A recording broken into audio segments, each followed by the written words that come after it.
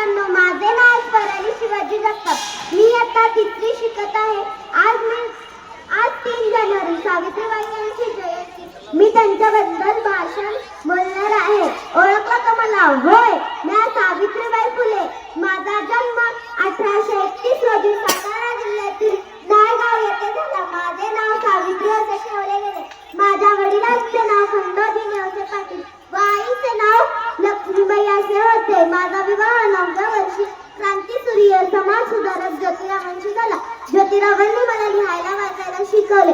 मग ज्योतिरावांनी व मी 1848 रोजी पुणे जिल्ह्यातील भिडेवाडा येथे मुलींची पहिली शाळा काढली। मी शाळेत जाताना लोक माझ्या अंगावर शेण, चिखल, दगड, धोंडे फेकत असे, तरी मी सहन करत।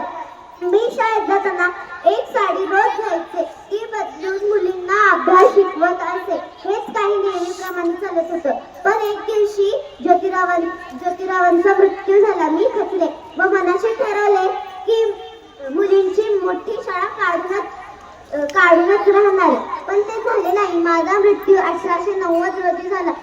जय हिंद, जय भारत, भारत माता की जय। धन्यवाद।